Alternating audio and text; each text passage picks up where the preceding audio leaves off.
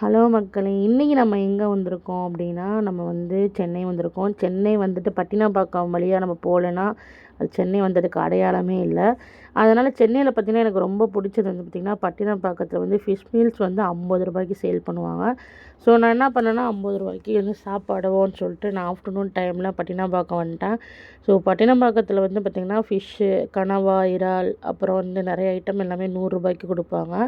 So அதனால் எல்லாருமே பார்த்திங்கன்னா, இங்கே நிறைய கூட்டம் எப்போவுமே பட்டினப்பாக்கம் சைடு அதிகமாகவே இருக்கும். ஸோ நான் என்ன ஆர்டர் பண்ணியிருக்கேன் அப்படின்னா, சுறா புட்டு வந்து சாப்பிடக்கூடாதான். அதனால் வந்து ஃப்ரெண்டு ஒருத்தவங்க இருந்தாங்க. அதனால் சுறா புட்டு அவங்களுக்கு ஒன்று ஆர்டர் பண்ணேன்.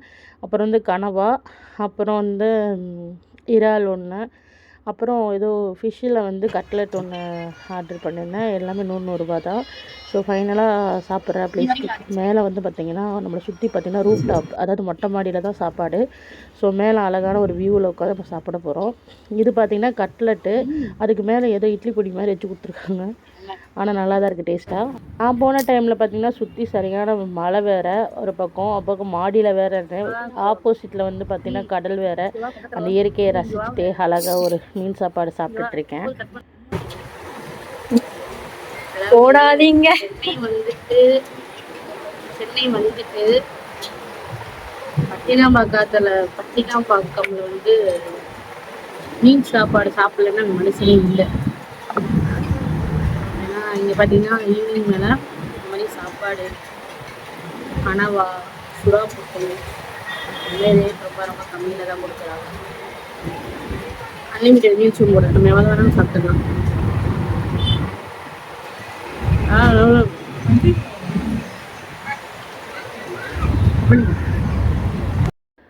சென்னை பட்டினப்பாக்கத்தில் பார்த்திங்கன்னா ரூ. 50 சாப்பாடாக இருந்தாலும் அதுவே ரேட் ரொம்ப கம்மி தான். பட் இதுக்கு வந்து 3 வகையான குழம்பு கொடுக்குறாங்க. அது என்னென்ன குழம்புனா, மீன் குழம்பு, அப்புறம் வந்து கறி குழம்பு, அப்புறம் சாம்பார் கொடுக்குறாங்க. இது எப்படி அவங்களுக்கு கட்டுப்படி ஆகுதுன்னு தெரில. இதில் இன்னொரு ஹைலைட் என்னென்னா, அந்த மீன் குழம்புல குழம்பு மீனே நிறையா கிடக்குது. அது போக கறி குழம்புல எலும்பு, கறி அந்த மாதிரி நிறையா கிடக்கு. எப்படி இந்த ரூ. 50 வந்து கட்டுப்படி ஆகுதுன்னே தெரில.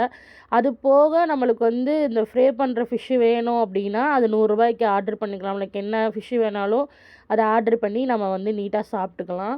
ஸோ நான் அந்த ரூ. 100 ஆர்டர் பண்ணதில் தான் இந்த கனவா, அப்புறம் வந்து இந்த ராட்டு மீன்ஸ் இறால் இதெல்லாமே ஆர்டர் பண்ணி சாப்பிட்டேன்.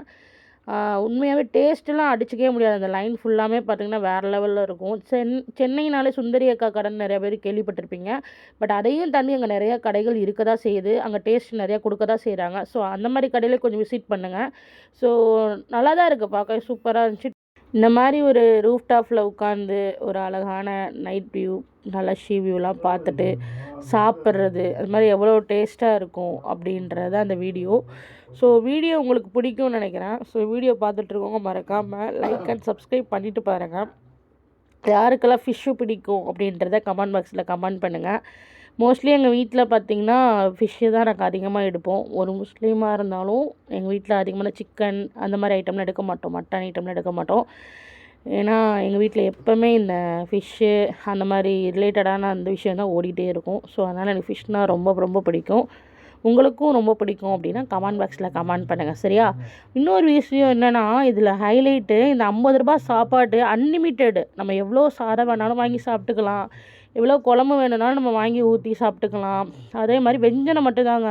வெஞ்சனம் மீன்ஸ் அந்த தொட்டு சாப்பிட்றோம்ல, அந்த ஃபிஷ்ஷு, அந்த ஃப்ரை பண்ண ஃபிஷ் மட்டும்தான் கேஷு. மற்றபடி எல்லாமே அங்கே அன்லிமிட்டட் தான். ஸோ நம்ம எவ்வளோ வேணாலும் ஊற்றி சாப்பிட்டுக்கலாம். ஃபைனலாக கிளம்பியாச்சு. ஓலாவுக்கு புக் பண்ணி கிட்டத்தட்ட ஒரு 1/2 hour ஆச்சு. நெட்ஒர்க் வந்து பிஸியாக இருக்கனால மழை வேறு பெய்யுது, அதனால் ரொம்ப லேட் ஆகிடுச்சு. ஸோ ஒரு வழியாக ஓலா வந்துச்சு. ஓகே, நம்ம வீட்டுக்கு போகலாம். ஸோ இந்த வீடியோ பிடிச்சி நம்ம மறக்காமல் லைக் அண்ட் சப்ஸ்கிரைப் பண்ணுறேன். பாய்.